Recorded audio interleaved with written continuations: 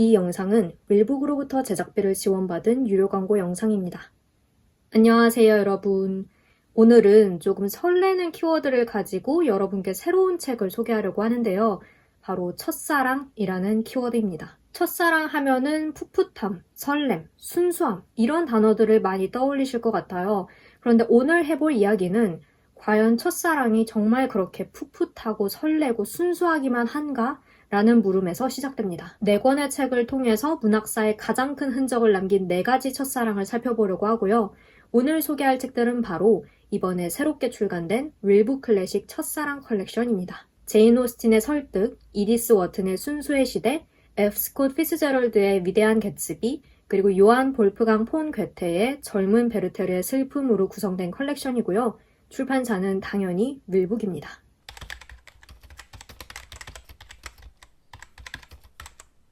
이전에 윌북 출판사의 걸 클래식 컬렉션을 제가 소개한 적이 있었는데요. 이번에는 새로운 컬렉션입니다. 윌북의 고전 컬렉션이 흥미로운 점은 어떤 테마나 주제를 잡아서 마치 큐레이션을 하듯이 고전 작품들을 선정한다는 거예요. 해당 주제에 어울리는 감각적인 표지 디자인을 한 세트에 통일감 있게 입혀서 선보인다는 점과 양장본 박스 세트를 함께 내기 때문에 소장 가치가 높다는 점도 빼놓을 수가 없고요. 특히 이번에 나온 이 첫사랑 컬렉션의 경우에는 작품의 전체적인 톤과 무게에 맞춰서 심플하면서도 마치 해외 원서 같은 느낌의 표지들을 입고 있습니다. 물론 표지가 책의 전부는 아니지만 솔직히 인정을 하자고요. 표지가 멋있으면 책장에 꽂아놓았을 때 기분이 좋잖아요. 그리고 또 한 가지, 윌북에서 출간하는 컬렉션들이 일관되게 지켜오고 있는 특징이 있는데요. 바로 현대적인 번역입니다. 이때 현대적이라 함은 단지 옛날 느낌이 나는 어투를 요즘에 맞게 고쳤다, 매끄럽게 고쳤다 하는 것에서 그치지 않아요. 아마 고전 작품들을 읽으시면서 성차별적인 단어나 표현이라든지 특정 지역이나 계층 혹은 집단을 약간 비하하는 표현이나 그런 어투들, 그런 것들 때문에 멈칫하는 경험을 하셨던 분들이 많으실 거예요. 저 역시 그런 적이 많았는데 이 컬렉션들은 작품의 내용을 해치지 않으면서 또 그런 요소들이 들어가지 않도록 번역에 특히 신경을 쓰신 게 느껴집니다. 그러면서도 각 작품의 고유한 분위기나 또 저자의 문체 같은 것들은 톡톡히 살아나기 때문에 매끄럽고 술술 잘 읽히고요. 오늘의 키워드가 첫사랑인 만큼 이 사랑이라는 요소에 집중을 해서 이야기를 좀 해보려고 하는데요. 제 채널에서 연애나 사랑 그 자체에 관한 책들을 소개한 적이 의외로 많지 않아서 저도 오늘 좀 마음이 설레는데요. 말씀드렸다시피 풋풋하고 순수한 이미지를 연상시키는 첫사랑.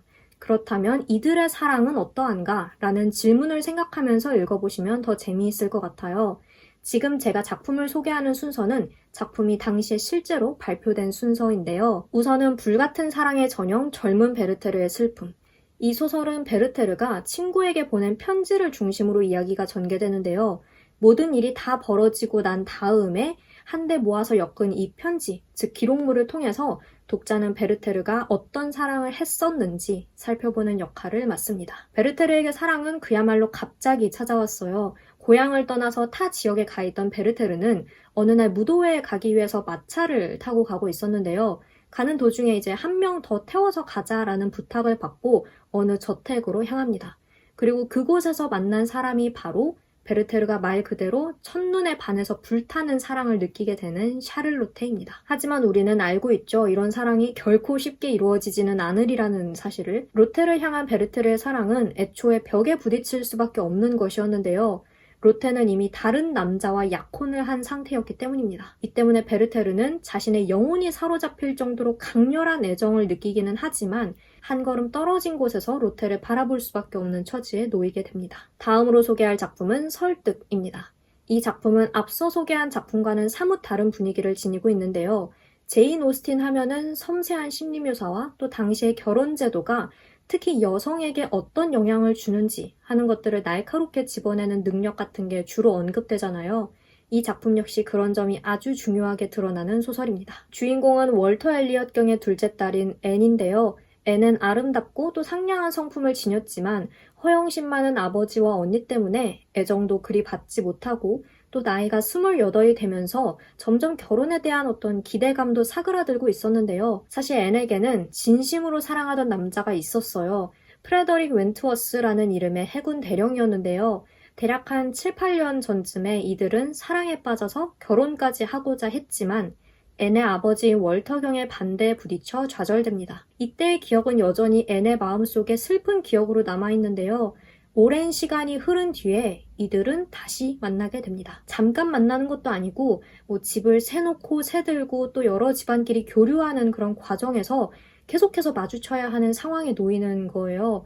그러면서 그간 잘 다스려왔던 앤의 마음이 다시 두근거리기 시작합니다. 그 다음으로 소개할 작품은 순수의 시대.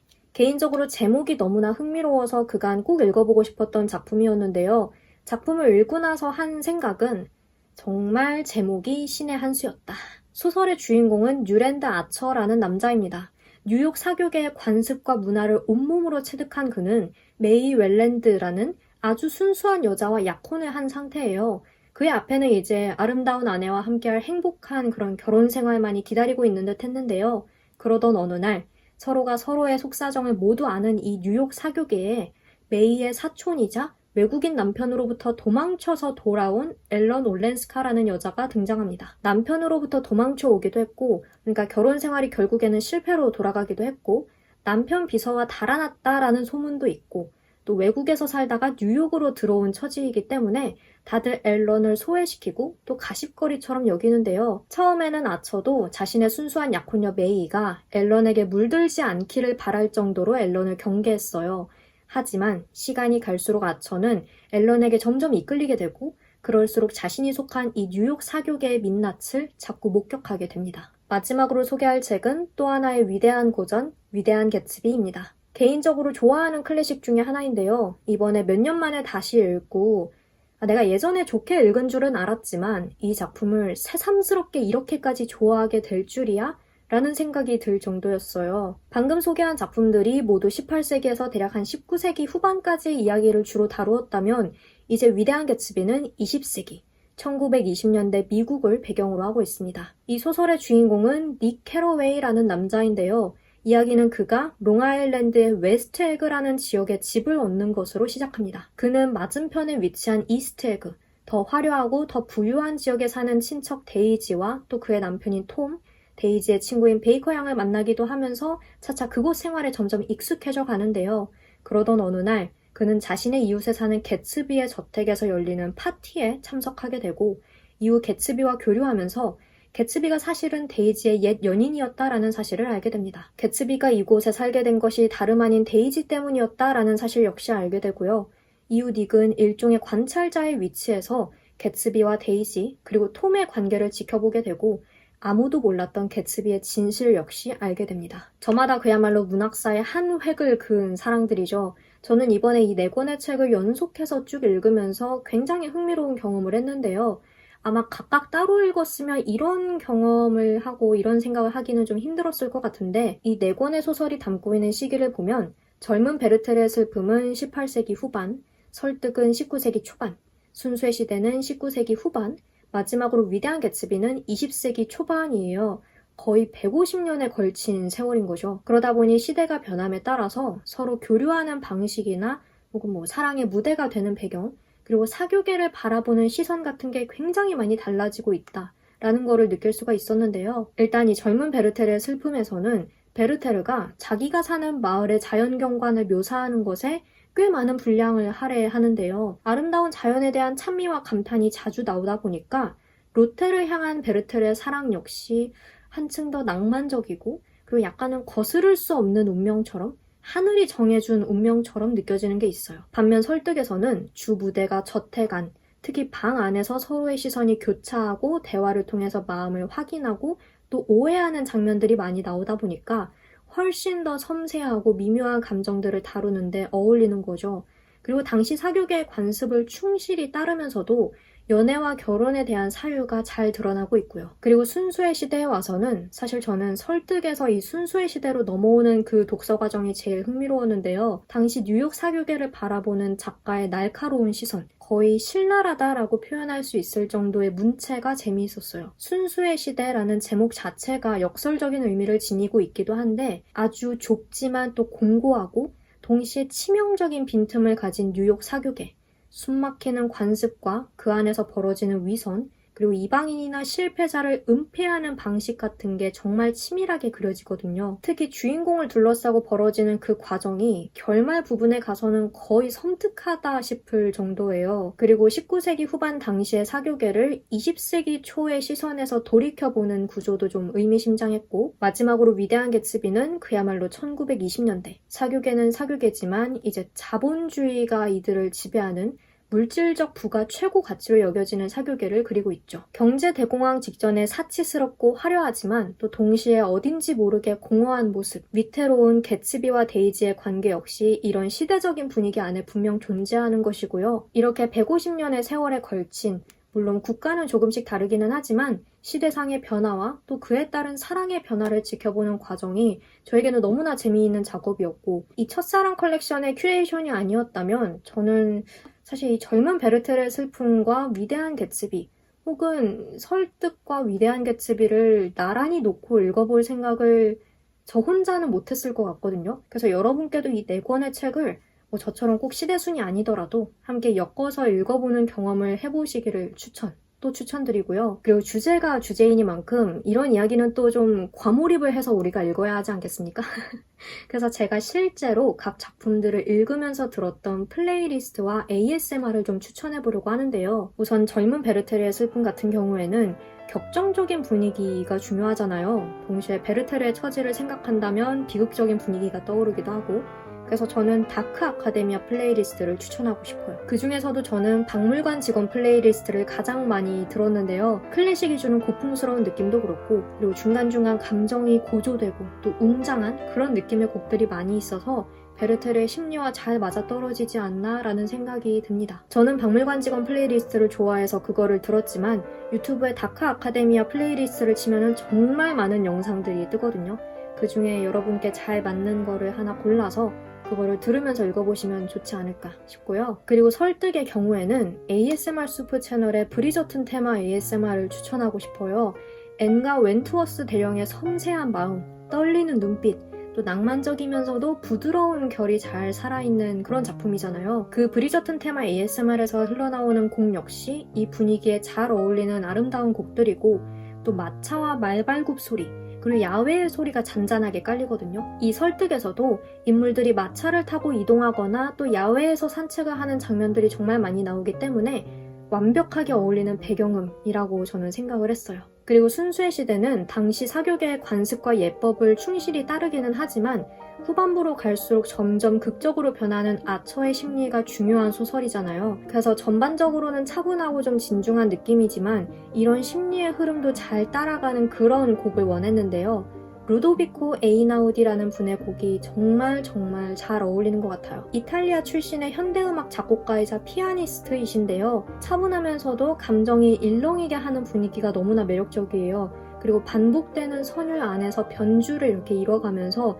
점점 분위기가 고조되는 느낌도 있고, 그래서 사실 다른 작품들을 읽을 때도 다 어울리기는 하는데 제가 순수의 시대를 읽으려고 할 때 마침 그 앨범을 찾게 돼서 이렇게 소개를 드려봅니다. 너무나 어울리는 곡들이고, 마지막으로 이 위대한 개츠비는 사실 1920년대 하면은 제일 먼저 떠오르는 게 재즈인데, 제가 찾은 재즈 플레이리스트들은 개츠비의 심리와 또 이 소설의 분위기를 고려하면 좀 어울리지 않았고, 또 그렇다고 클래식을 듣자니 또 적당한 음악을 찾기가 좀 힘들었거든요.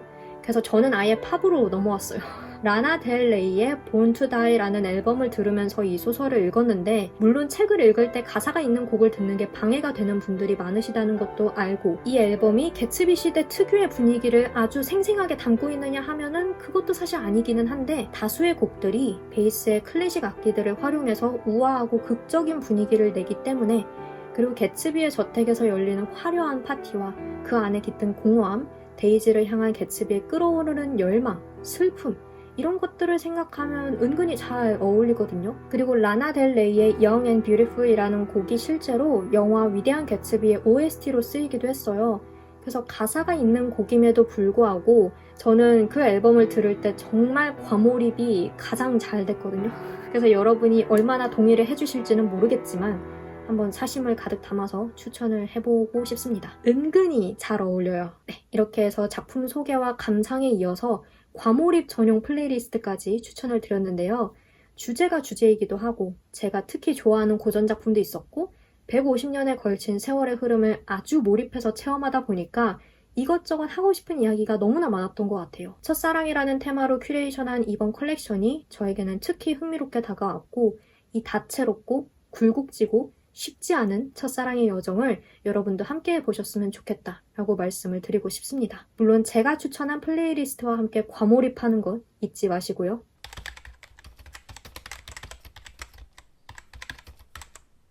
네, 이렇게 해서 오늘은 윌북 출판사에서 새롭게 선보이는 이 첫사랑 컬렉션, 이 4권에 대해서 이야기를 해봤는데요. 조만간 호러 컬렉션도 출간될 예정이라고 하더라고요. 드라큘라와 프랑켄슈타인, 그리고 에드거 앨런 포 단편선으로 구성된 컬렉션이고 아마 호러 컬렉션도 현대적인 번역과 또 감각적인 표지를 입고 나오겠죠?